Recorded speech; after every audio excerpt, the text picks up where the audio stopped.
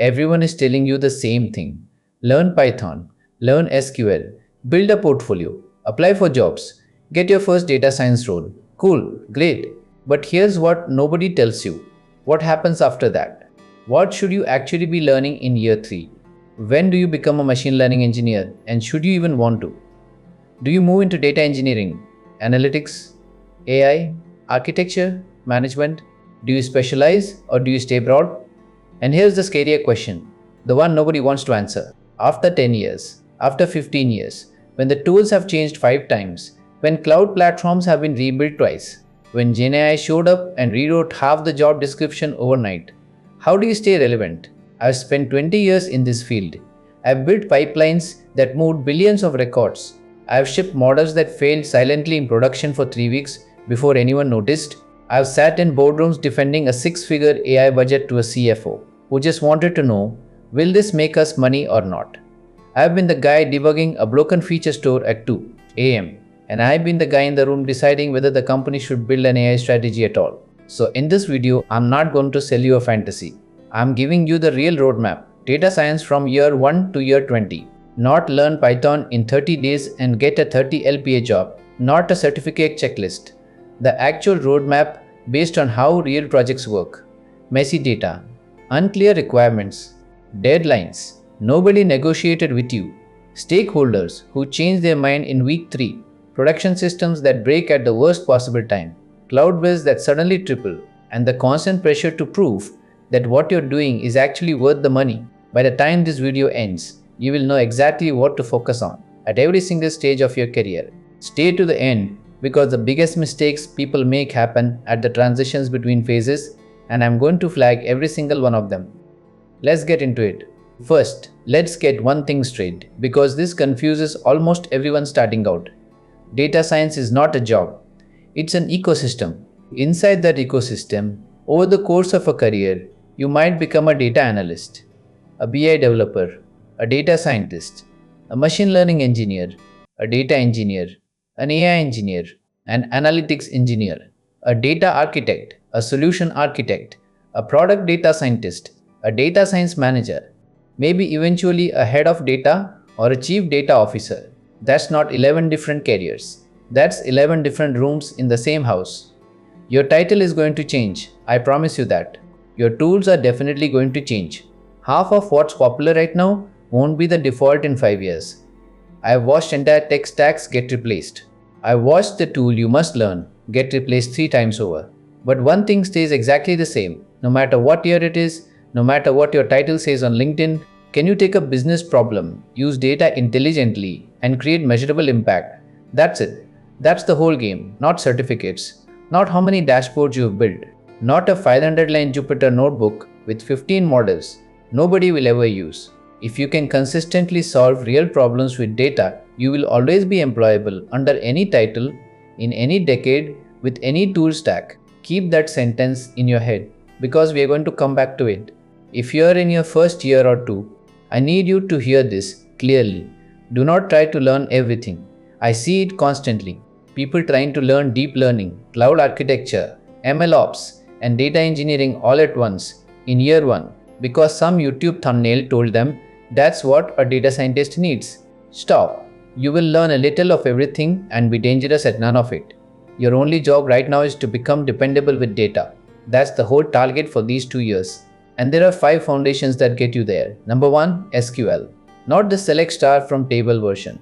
Real SQL joins inner left self joins. CTEs, window functions. Aggregations that actually hold up on messy, duplicated, poorly structured data. Query optimization. Because a query that takes 40 seconds instead of 4 minutes is the difference between a usable tool and a useless one. And understand how tables actually connect in a real system, not a tidy textbook schema. A real one, with 3 different customer ID formats, because 2 companies got acquired and nobody cleaned it up. Number 2, Python, Pandas, NumPy, working with APIs, file handling, data cleaning, visualization, and this is the part people skip, writing clean, reusable code. You do not need to memorize every library that exists.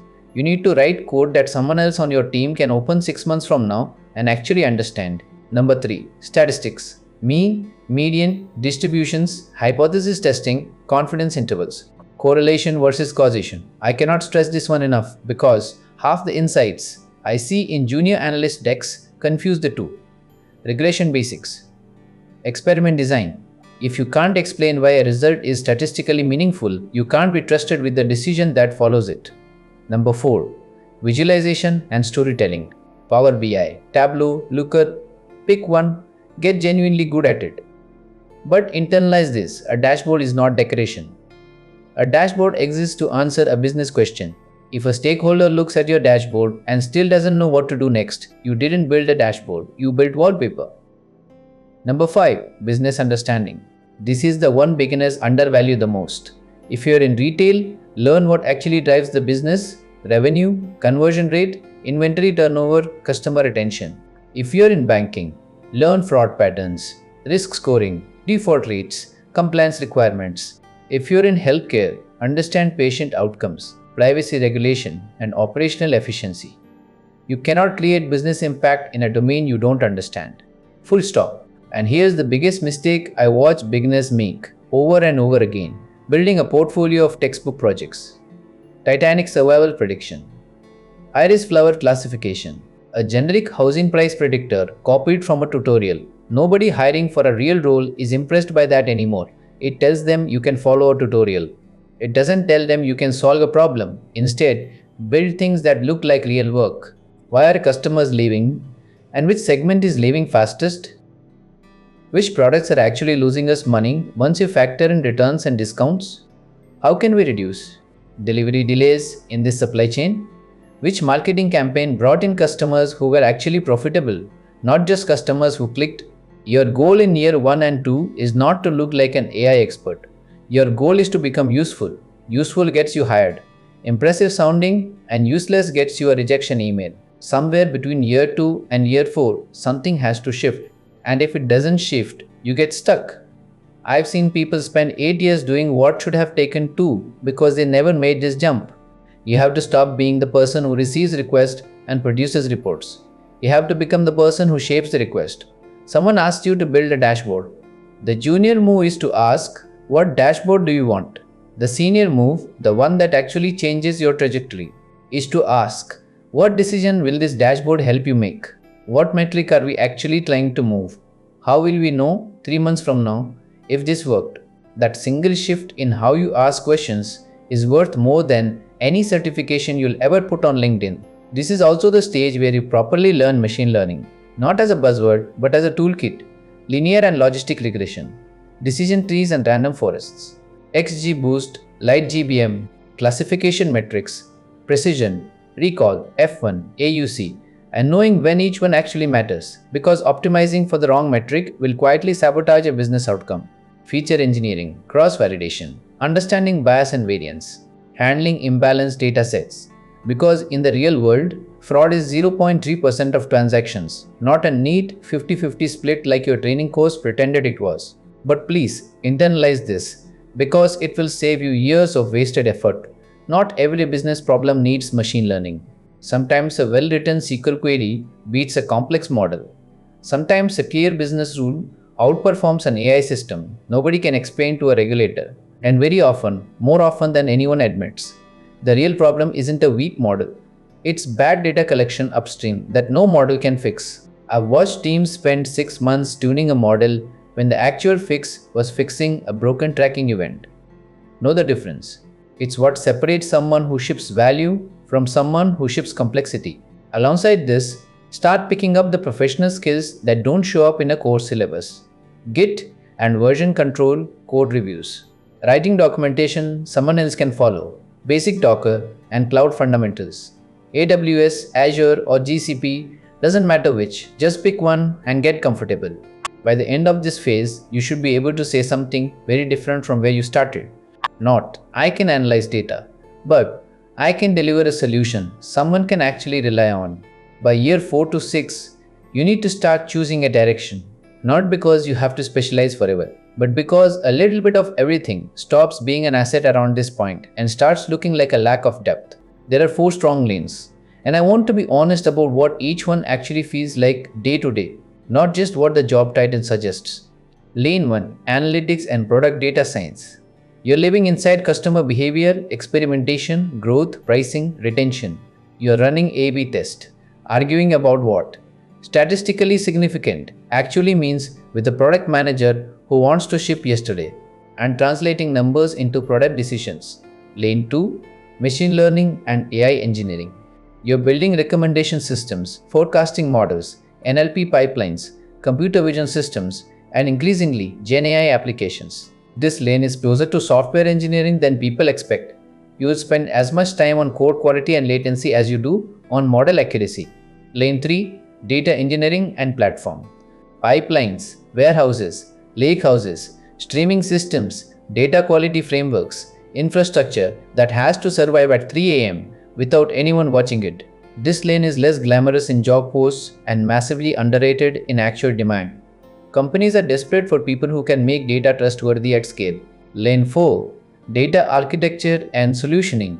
You're designing how an entire organization collects, governs, secures, processes, and consumes data. This is less about a single project and more about how 50 projects fit together. Here's my honest take. There is no best lane. I've seen brilliant careers built in every single one of them. What matters is matching the lane to how you actually think. If you light up in business conversations, translating ambiguity into insight, analytics is probably your strength. If you love the craft of code, model performance, deployment pipelines, APIs, move toward ML or AI engineering. If reliability, scale, and clean infrastructure genuinely satisfy you, data engineering is a massive, underrated opportunity right now. If you're the person in the room who instinctively connects business strategy, security, cloud cost, and technology decisions, architecture is your long game. Do not choose based on a salary screenshot you saw on LinkedIn last week. Choose based on the kind of problem you want to wake up and solve every single day for the next decade. That decision compounds. This is the stage where I've watched more careers stall than at any other point, and I mean genuinely talented people. They know modeling code, they can build a beautiful notebook, they can show you 94% accuracy on a slide, and then the model has to actually run every single day for millions of real users, and everything falls apart. Schemas change without warning. Features silently go missing. Model performance quietly degrades and nobody notices for weeks. Cloud costs spike because nobody thought about efficiency at scale. The prediction: API gets slow under real traffic. Compliance asks a question nobody prepared an answer for. And business users, the people who actually have to trust your output, start quietly ignoring your model because it burned them once. This is exactly why year 6 to 8 has to be about production-grade data science. Learn model deployment through real APIs, Docker and basic Kubernetes, CI/CD, applied to data and ML pipelines, not just application code. Feature stores, model monitoring, because a model that isn't monitored is a model that's already failing, you just don't know it yet. Data drift and model drift, experiment tracking, so which version of the model is actually in production isn't a mystery.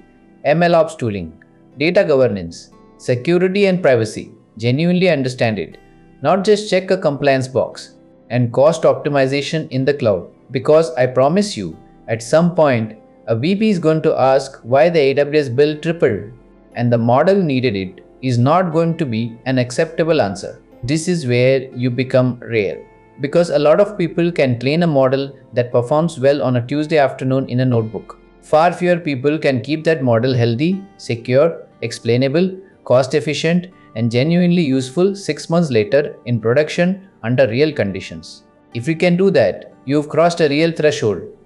You're not just a data scientist anymore. You're becoming an end-to-end data and AI professional. And that phrase means something very specific to anyone who's actually shipped production systems. By year 8 to 10, the metric you're judged on has to change. And if you're still measuring your own worth by how many models you've built, you're measuring the wrong thing. The real question becomes, what business outcome did you actually move? Did fraud losses go down? Did supply chain planning get more accurate? Did conversion improve? Did operational costs drop? Did retention improve? Did you help leadership make a genuinely better decision they wouldn't have made without you? This is the stage where you have to learn to quantify impact properly. Don't say, I built a churn model with 89% accuracy. That sentence means almost nothing to a VP. Say instead, we identified high-risk customers early enough to act, improved retention targeting, and created a retained revenue opportunity worth this much. That second sentence gets you promoted. The first one gets you a polite nod. This is also honestly the point where mentorship stops being optional. Start teaching junior team members how to think, not just how to write code. Because here's something that took me years to fully understand. A senior professional is not the person who solves every problem alone in a dark room. A senior professional is the person who makes the entire team sharper. That's a different skill than being technically excellent, and it's the one that starts defining your career from here forward. After 10 years, you hit a real fork. And I want to say clearly, both directions are excellent. There is no lesser path here. You can go deep technical, or you can move toward leadership and architecture. If you go deep technical, become genuinely exceptional in one high value area. Advanced ML systems, generative AI architecture, recommendation systems at scale, computer vision, NLP, real-time decision systems, distributed data platforms, or data security and governance. Depth at this level is its own form of seniority. If you go toward leadership, you have to build a skill that nothing in your technical training prepared you for: influence. You're now working with product managers, executives, engineers, compliance teams, sales teams, customers. And here's the uncomfortable truth. Most of them don't speak Python, and most of them don't care about your model's AUC score. They care about risk, time, cost, revenue, and trust.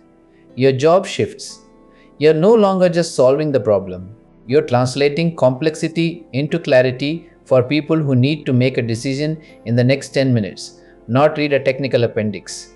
That translation skill, turning something genuinely complicated into something a non-technical executive can act on confidently, is the exact line between a technically strong professional and an actual leader.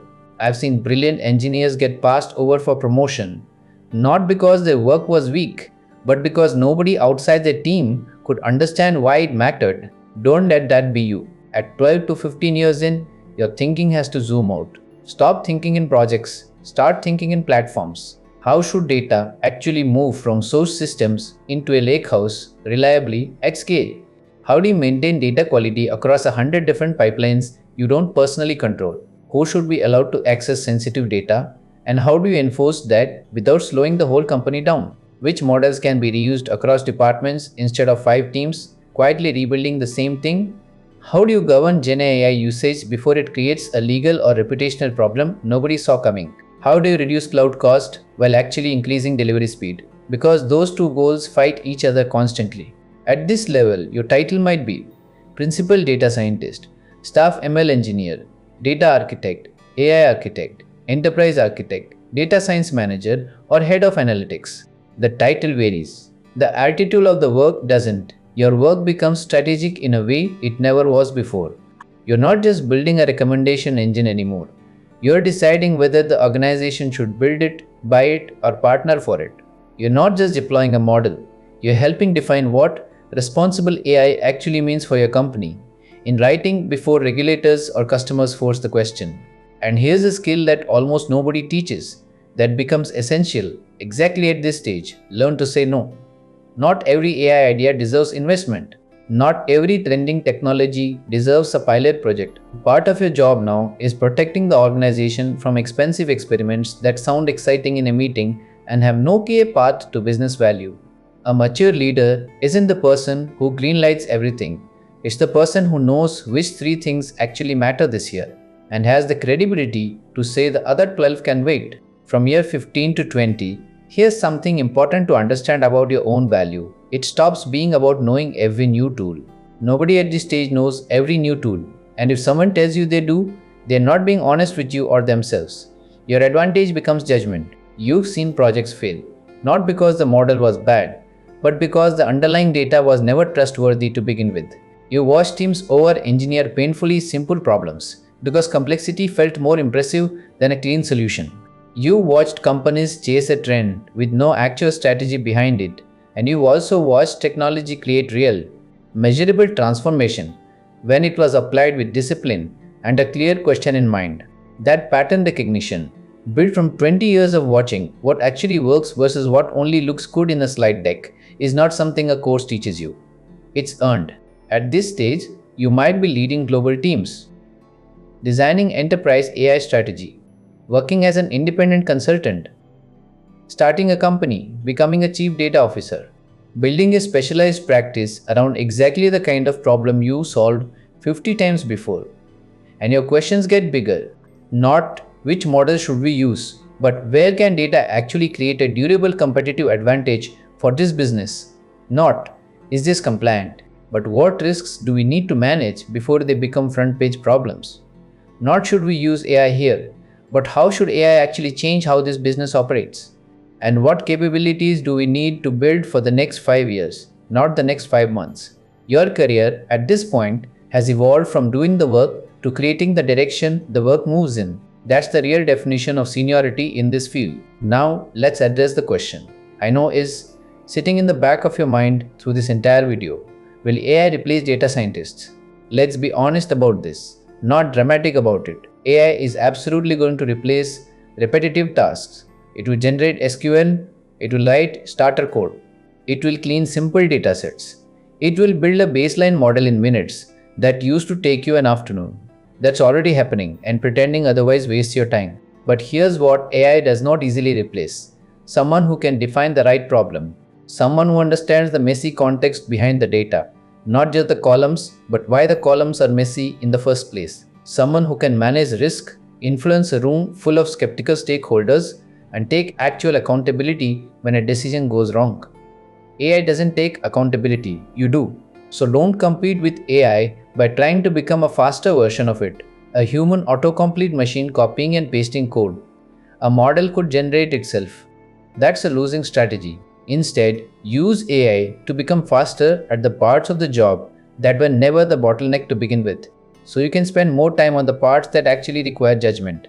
Learn how to work with LLM applications, RAG systems, vector databases, AI agents, prompt engineering, genuinely, not superficially, evaluation frameworks for AI outputs, AI safety and governance, human in the loop workflows. Because the highest value systems right now are the ones that combine machine speed with human judgment, not ones that try to remove humans entirely. The future isn't data science versus AI. That framing is designed to scare you into buying a course. The real future is data science with AI. And the people who understand that distinction early are the ones who are going to have the biggest careers over the next 10 years. So let me give you this entire roadmap in one sentence. Because if you remember nothing else from the last 30 minutes, remember this. In your early years, learn tools. In your middle years, learn systems. In your senior years, learn business and leadership. And through every single stage, no exceptions, learn how to create measurable value. Don't panic because someone on LinkedIn posted about a new framework this morning. I've been doing this for 20 years, and I promise you, careers in this field are not built by chasing every trend that trends for a week. They're built by becoming reliable, curious, adaptable, genuinely valuable to the people around you. Your first job might be data analyst. Your next might be data scientist. After that, maybe ML engineer, maybe architect, maybe manager, maybe eventually founder. That path is not linear and it doesn't need to be. That's completely okay. That's actually normal. That's what almost every real career in this field looks like when you zoom out. The goal was never to land the perfect title.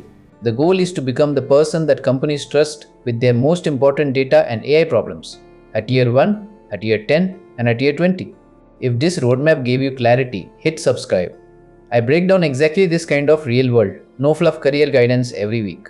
Drop a comment and tell me which phase you're in right now. Year 1, year 5, year 15. I read every single one and it genuinely shapes what I cover next. I'll see you in the next video.